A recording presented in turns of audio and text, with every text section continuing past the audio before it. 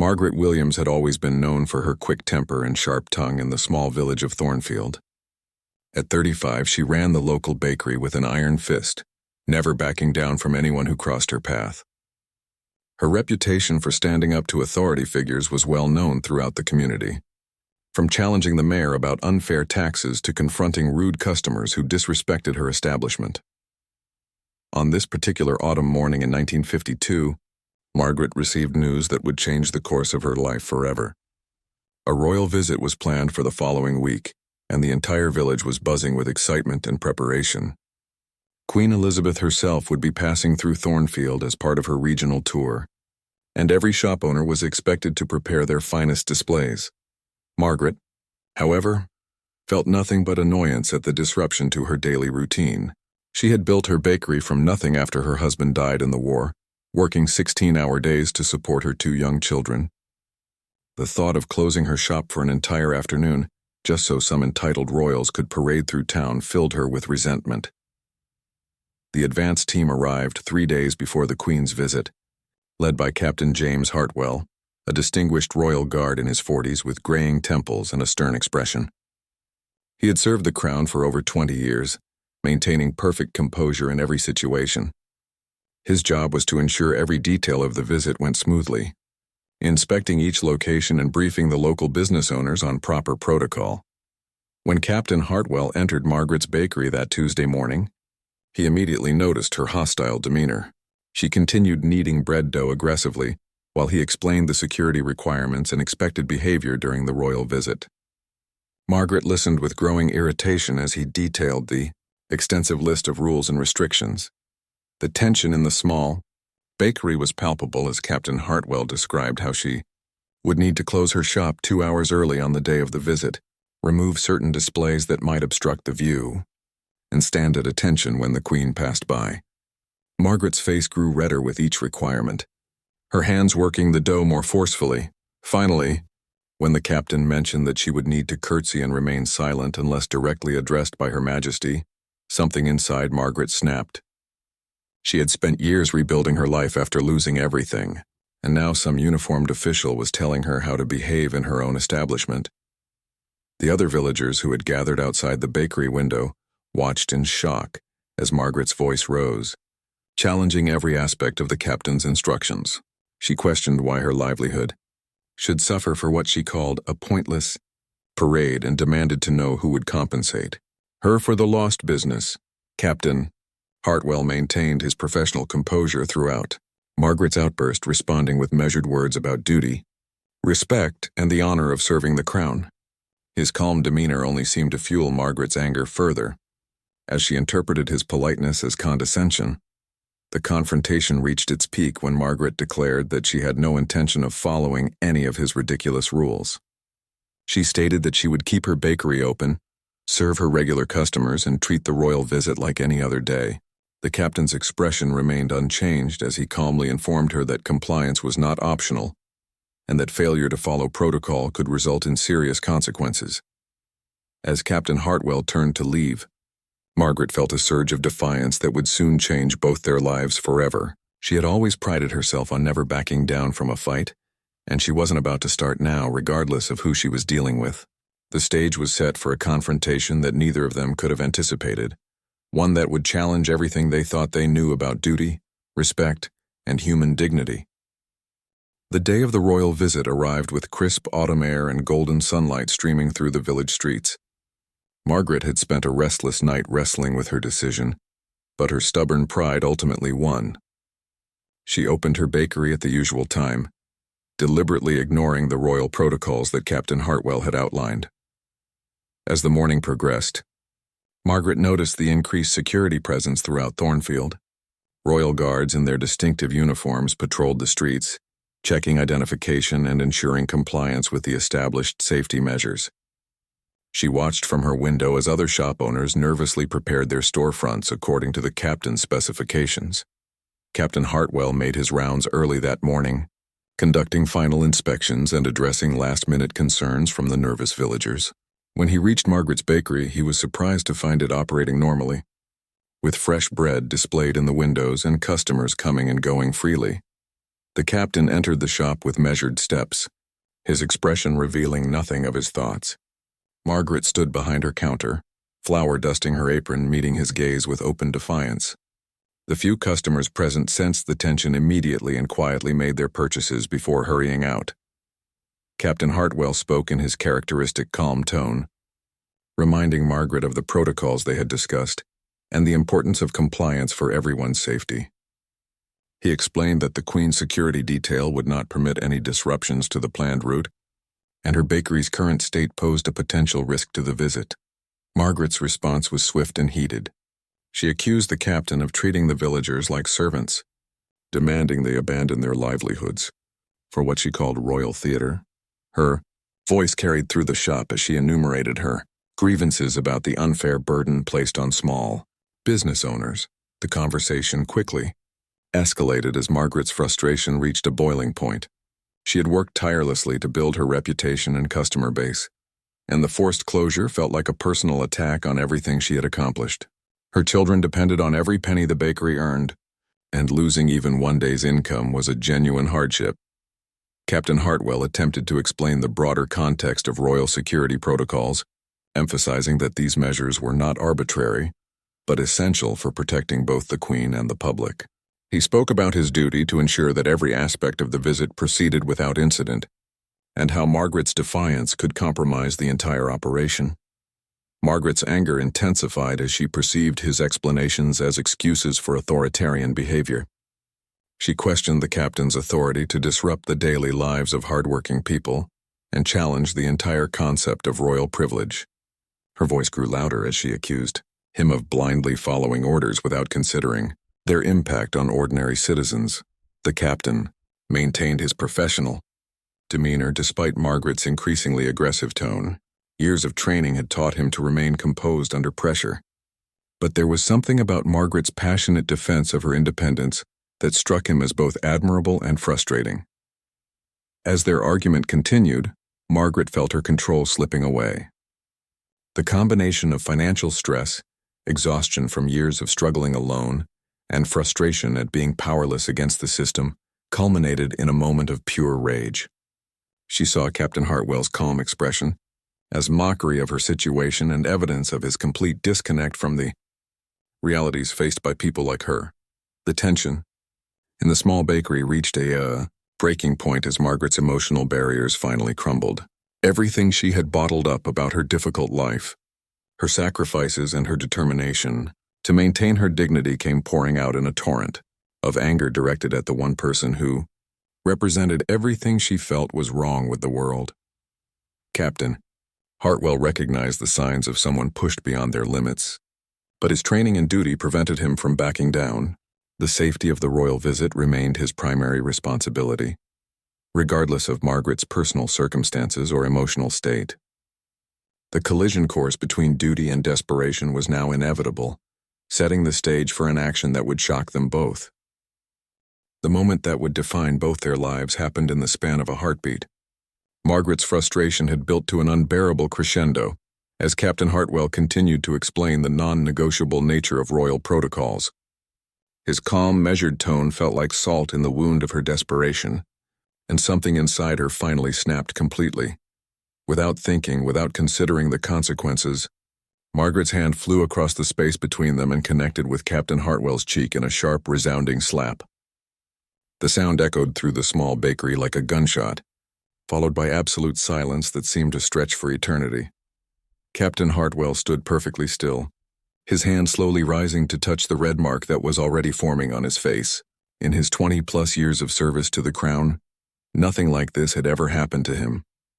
He had faced hostile crowds, dealt with protesters, and managed countless difficult situations. But never had anyone dared to strike him while he was on official duty. Margaret immediately realized the gravity of what she had done. The anger that had consumed her moments before evaporated instantly, replaced by a cold wave of shock and fear. She stared at her own hand as if it belonged to someone else, unable to comprehend that she had just assaulted a royal guard in the course of his duties. The captain's training kicked in automatically. He should have immediately called for backup, arrested Margaret on the spot, and followed standard protocol for assault on a Crown officer. The consequences would have been severe imprisonment, massive fines, and complete destruction of Margaret's life and her children's future. But something unexpected happened in that moment of silence. Captain Hartwell looked into Margaret's eyes and saw not malice or criminal intent, but the desperate exhaustion of a woman who had been pushed beyond her breaking point. He saw the immediate horror and regret in her expression, the way her face had gone pale with the realization of what she had done. Margaret began to speak, her words tumbling out in a panicked rush of apologies and explanations. She tried to take back the action that could never be undone, her voice breaking as she begged him to understand that she had never done anything like this before. The tough, defiant woman who had challenged him minutes earlier was gone, replaced by someone terrified of the consequences facing her and her family. Captain Hartwell remained silent, his mind racing through the possible responses to this unprecedented situation. By the book, he should have Margaret in custody within minutes. The assault on a royal officer was a serious crime that demanded immediate action. His superiors would expect a full report, and any deviation from standard protocol would require extensive justification. Margaret's pleas continued as she explained her circumstances in detail: the loss of her husband, her struggle to raise 2 children alone, the bakery being her only source of income, and her fear of losing everything she had worked so hard to build. She spoke about sleepless nights worrying about money, about choosing between heating oil and new shoes for her children, about the constant pressure of being responsible for her family's survival. As Margaret's story unfolded, Captain Hartwell found himself seeing her not as a criminal who had assaulted him, but as a human being pushed to her absolute limit. He thought about his own comfortable life, his steady pay, and his secure future, contrasting it sharply with the precarious existence that Margaret described. The silence stretched between them as the captain grappled with a decision that went against everything he had been trained to do. Margaret stood frozen, waiting for him to call for backup or place her under arrest, knowing that either action would mean the end of her life as she knew it. In that small bakery, with the scent of fresh bread surrounding them and the morning light streaming through the windows, 2 people from completely different worlds found themselves at a crossroads that would challenge everything they thought they knew about duty, justice, and human compassion. Captain Hartwell finally spoke, his voice barely above a whisper, asking Margaret a simple question that would change the trajectory of both their lives. The royal guard, who had never deviated from protocol, was about to make a decision that would test the very foundations of his beliefs about service, duty, and what it truly meant to serve and protect. Captain Hartwell's question cut through the tension like a blade through silk. "Mrs. Williams, when did you last take a day off?" His unexpected inquiry caught Margaret completely off guard, as she had been bracing herself for arrest or harsh punishment. Margaret stared at him in confusion, unsure how to respond to this gentle question from the man she had just struck. After a long pause, she admitted that she couldn't remember the last time she had closed the bakery for anything other than illness or emergency. Every day was a necessity, every customer crucial to her survival. The captain nodded slowly, his hand still touching his cheek where the red mark was fading. He told Margaret that he was going to do something unprecedented, something that went against every rule in his manual. He was going to give her a choice, but it would come with conditions that she would have to accept completely. Margaret listened in stunned silence as Captain Hartwell outlined his proposal. He would not report the incident or arrest her, but only if she agreed to follow a modified version of the royal protocols. Instead of closing her bakery entirely, she could remain open but would need to move to the back room during the Queen's passage through town. The captain explained that this compromise would allow her to serve her regular customers while ensuring that the royal security requirements were met. He would personally guarantee her compliance to his superiors, putting his own reputation and career on the line for a woman who had just assaulted him. Margaret could barely believe what she was hearing. This man, who had every right to destroy her life with a single radio call, was instead offering her a way out. She asked him why he was doing this, why he was risking his own position to help someone who had treated him so badly. Captain Hartwell's response revealed a side of himself that he rarely showed to anyone. He spoke about his own childhood, growing up in a working-class family where his mother had struggled to keep their small shop afloat after his father's death. He remembered the desperation in his mother's eyes when officials would arrive with new regulations or demands that threatened their livelihood. The captain admitted that Margaret's situation had awakened memories he had long suppressed. He had joined the Royal Guard partly to escape the uncertainty and hardship of his youth, but in doing so, he had perhaps lost touch with the struggles faced by ordinary people like his mother, and like Margaret herself. Margaret felt tears welling up in her eyes as she listened to this unexpected revelation. The man she had seen as a symbol of oppressive authority was sharing his own story of loss and struggle. She realized that her assumptions about his privileged background and easy life had been completely wrong.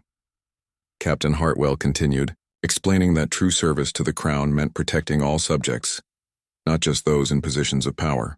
He believed that showing compassion to Margaret was more in keeping with the values he had sworn to uphold than blindly following protocols without regard for their human cost.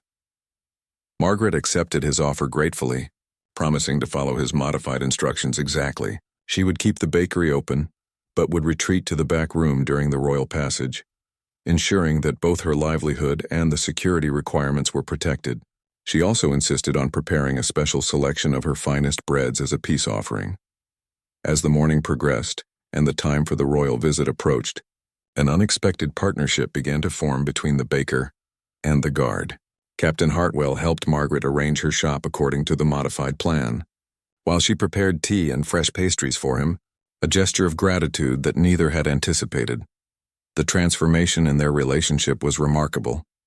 Margaret began to see Captain Hartwell not as an enemy, but as someone who had shown her extraordinary kindness when he could have chosen revenge. The captain, meanwhile, found himself respecting Margaret's fierce independence and determination to protect her family. When other guards arrived to conduct the final security sweep, Captain Hartwell presented Margaret's bakery as fully compliant with all requirements. He made no mention of the morning's dramatic encounter, instead praising Margaret's cooperation and commitment to ensuring a successful royal visit. Margaret watched from her window as the captain coordinated with his team, marveling at how different he looked to her now. The stern, inflexible official had been replaced in her mind by a man of unexpected depth and compassion, someone who had chosen mercy over justice when it mattered most. As the final preparations were made for the Queen's arrival, both Margaret and Captain Hartwell knew that something fundamental had changed between them.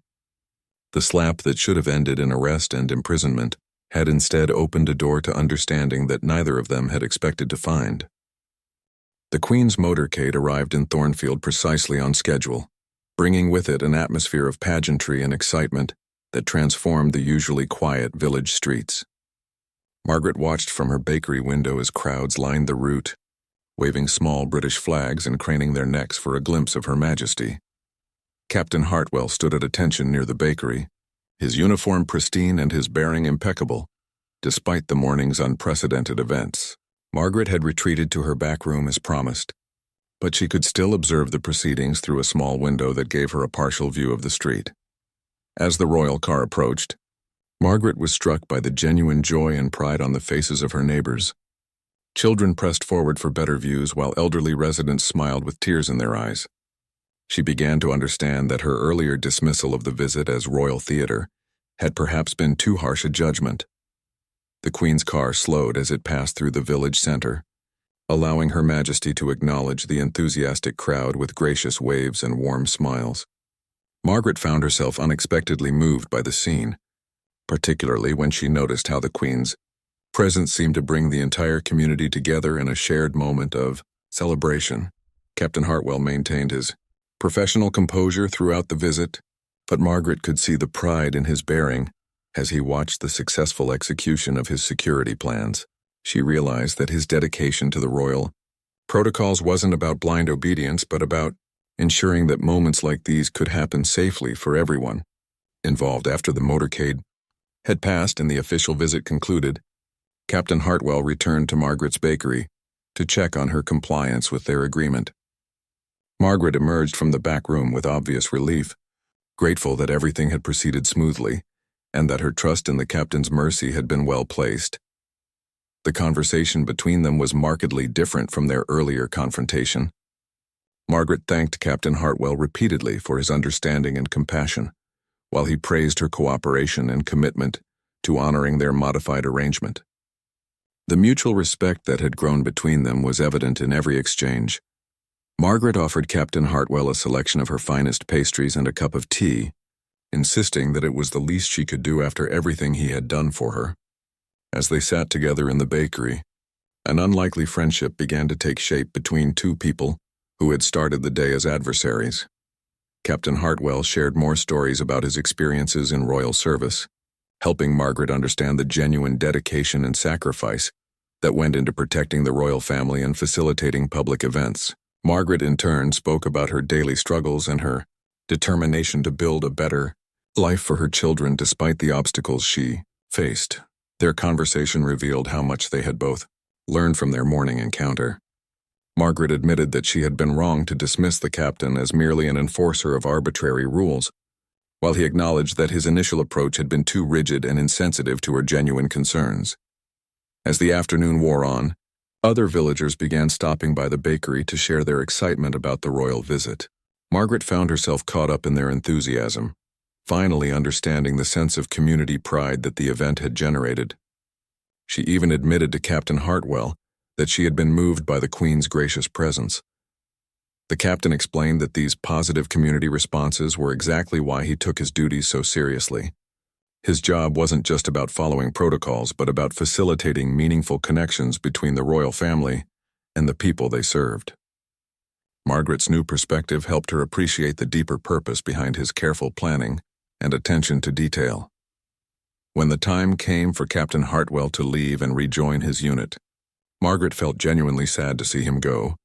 The man who had entered her bakery that morning as a symbol of everything she resented had become someone she respected and valued as a friend. Captain Hartwell paused at the door, turning back to thank Margaret for teaching him something important about the human cost of rigid enforcement. He promised to carry the lessons from their encounter with him in his future duties, approaching difficult situations with greater empathy and understanding. As Margaret watched him walk away, she reflected on how dramatically her perspective had changed in just a few hours. The slap that had seemed like the worst mistake of her life had actually opened the door to a profound transformation in how she viewed authority, duty, and the possibility of finding common ground even in the most unlikely circumstances. The bakery felt different somehow, as if the morning's events had changed not just Margaret's relationship with Captain Hartwell, but her entire understanding of her place in the larger community and her connection to the world beyond her daily struggles. 3 months after the royal visit, Margaret received an unexpected letter bearing the official seal of the royal household. Her hands trembled as she opened it, wondering if Captain Hartwell's mercy had somehow been discovered and she was finally facing consequences for her actions that day. Instead, the letter contained an invitation that left her speechless. Her Majesty had heard about Margaret's bakery through Captain Hartwell's glowing reports, and the royal kitchen was requesting her special recipe for honey wheat bread to be served at an upcoming state dinner. The letter praised her dedication to her craft and her service to the community. Margaret read the letter 3 times before the reality sank in. Not only was she not being punished for slapping a royal guard, but her bakery was being recognized at the highest levels of government. She immediately thought of Captain Hartwell and wondered what he had written in his reports to make this possible. Her question was answered the following week when Captain Hartwell himself arrived at the bakery, no longer in his official capacity but as a friend keeping a promise to visit when his duties brought him back to the area. Margaret welcomed him warmly, and they sat together discussing the incredible turn her life had taken.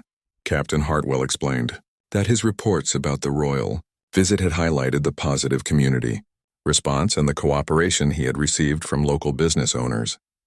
He had specifically mentioned Margaret's bakery as an example of how flexible approaches to security could achieve better outcomes for everyone involved. Margaret learned that Captain Hartwell had been quietly advocating for policy changes that would make royal visits less burdensome for small business owners. He had presented Margaret's situation as a case study in how compassionate enforcement could build stronger relationships between the crown and its subjects. The captain's efforts had not gone unnoticed by his superiors. He had recently been promoted and assigned to develop new community engagement protocols for royal events. His experience with Margaret had become the foundation for a more human-centered approach to royal security that was being implemented across the country. Margaret's bakery, meanwhile, had become something of a local legend. Word of her royal recognition had spread throughout the region, bringing new customers and opportunities she never could have imagined. The woman who had once resented royal privilege was now proudly displaying her official commendation in the bakery window. More importantly, the experience had transformed Margaret's relationship with her community and her understanding of civic engagement. She had joined the local council and was working with officials to address the concerns of other small business owners. Her fierce advocacy skills, once directed at challenging authority, were now being used to build bridges and create positive change. Captain Hartwell and Margaret maintained their unlikely friendship through regular correspondence. His letters brought news from London and updates on how the new community engagement protocols were being received in other towns and villages. Margaret's letters shared the ongoing success of her bakery and her growing involvement in local politics. Their friendship became a symbol within both their circles of how understanding and compassion could overcome initial conflicts. Captain Hartwell would often share Margaret's story during training sessions with new guards, emphasizing the importance of seeing beyond the immediate situation to understand the human beings behind difficult encounters. Margaret, for her part, became an advocate for giving people in authority positions the benefit of the doubt and approaching conflicts with the assumption that common ground could be found. Her transformation from angry challenger to community builder inspired others who had felt powerless against bureaucratic systems. Years later, when Margaret's children were grown and successful, they would often ask their mother about the day that changed everything. Margaret would smile and tell them about the morning when a moment of anger led to a slap that should have ruined her life but instead opened doors she never knew existed. The story became part of Thornfield's local folklore, passed down as a reminder that our worst moments can sometimes become the foundation for our greatest growth. Margaret's bakery remained a thriving business, but more than that, it became a symbol of how mercy, understanding, and second chances could transform not just individual lives but entire communities. Captain Hartwell eventually retired from royal service with full honors, but he never forgot the lesson Margaret taught him about the difference between following rules and serving people. Their encounter that autumn morning in 1952 had changed both their lives in ways neither could have imagined when anger and duty first brought them into conflict in a small village bakery.